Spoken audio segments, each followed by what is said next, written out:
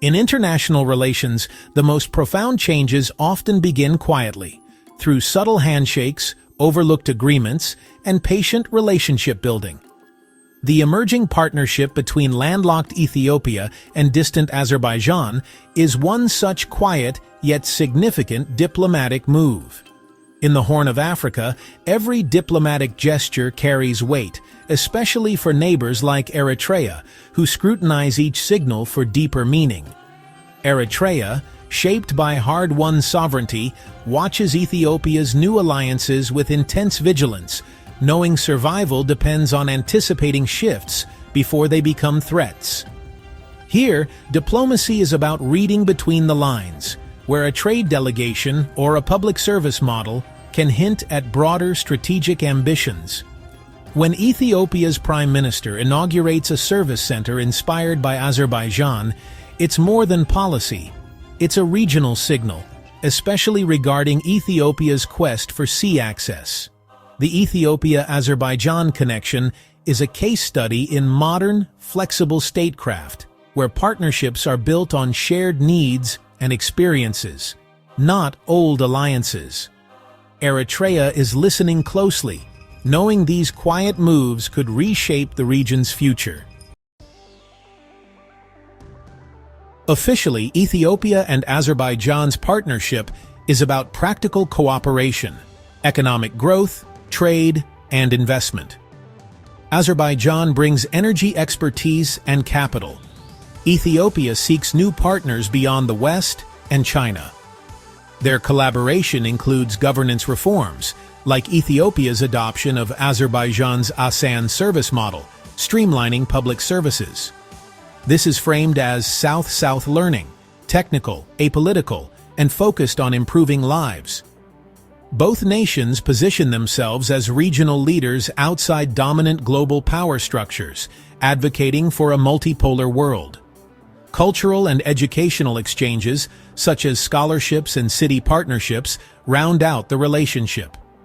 The opening of Azerbaijan's embassy in Addis Ababa cements this broad-based friendship. The official story is one of mutual benefit and modernization.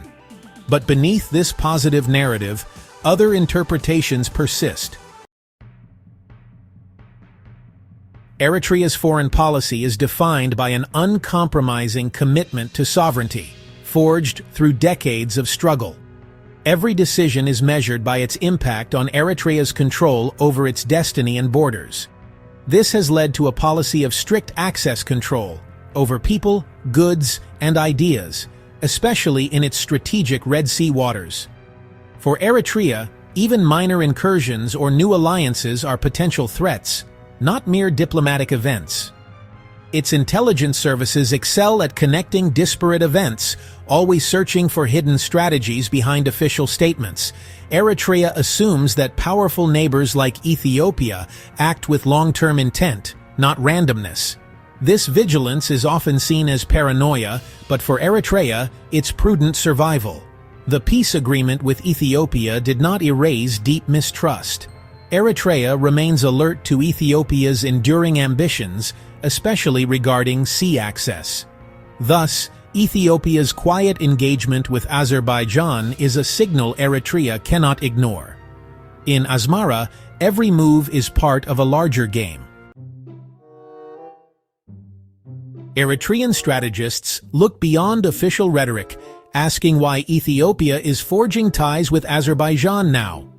Ethiopia's landlocked status makes sea access a national imperative, and reliance on Djibouti is a vulnerability Addis Ababa seeks to address. Eritrea sees Ethiopia's outreach to Azerbaijan as strategic diversification, learning from a nation skilled in leveraging resources and navigating complex regions. The concern isn't just about public service models, but about Ethiopia absorbing lessons in energy corridors and post-conflict diplomacy. Eritrea interprets these moves as groundwork for a future shift in regional power. For Asmara, Ethiopia is quietly building options, potentially altering the dynamics of Red Sea access. The quiet diplomacy is a prelude to louder demands.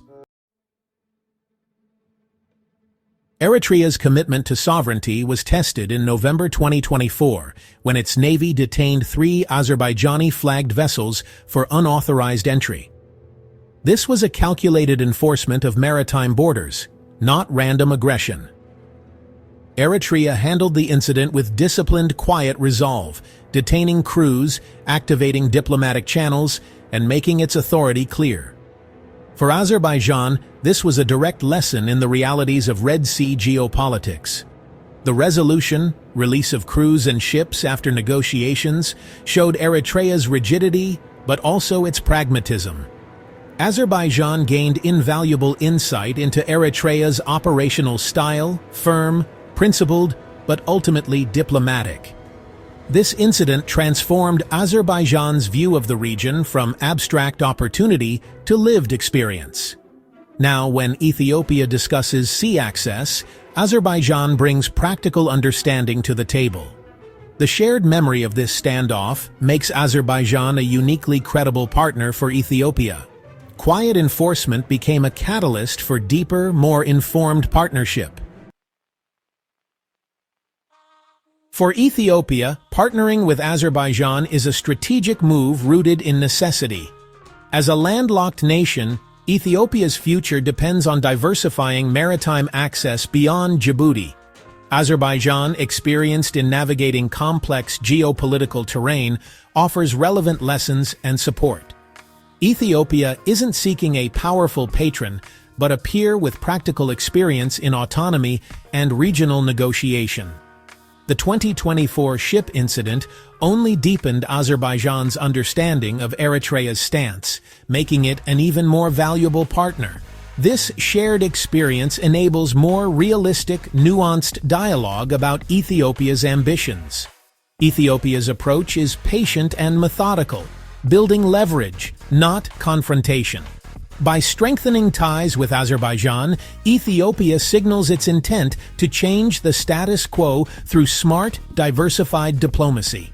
The message: Ethiopia's search for sea access is ongoing, and it's willing to look far afield for solutions. The Ethiopia-Azerbaijan relationship is not a military alliance, nor a direct threat to Eritrea. Their cooperation centers on economic, diplomatic, and institutional exchange, not arms or defense pacts. The real power lies in shared experience, public service reform, investment governance, and post-conflict development. Ethiopia is aligning with a partner who understands the region's constraints firsthand. This is a partnership of pragmatists, not ideologues, focused on solving specific challenges, not building blocks. The threat to the status quo is not military, but the gradual erosion of old arrangements through smart, patient diplomacy. Ethiopia is quietly accumulating partners and knowledge to support its long-term goals. The partnership signals a shift in how countries build leverage, through relevant experience, not just alliances. The challenge is subtle, but profound, reshaping the region's future through shared lessons, not shared arms. In this quiet game, experience is the most valuable currency. In this region, memory shapes strategy. Eritrea's hard-won sovereignty, Ethiopia's longing for the sea, and Azerbaijan's recent maritime lesson. Small, quiet moves, technical agreements, business forums, can set the stage for major shifts. For Eritrea, vigilance is survival. For Ethiopia, creative diplomacy is leverage. The Ethiopia-Azerbaijan partnership is a template for pragmatic, experience-based statecraft. Eritrea's maritime enforcement, while asserting strength, also made Azerbaijan a more valuable partner for Ethiopia. The future of the Red Sea will be shaped by these intricate calculations, not by grand declarations. The region's next chapter will be defined by patient, strategic moves, whispers that speak louder than shouts. To understand the Horn of Africa, listen closely. The quietest signals often matter most.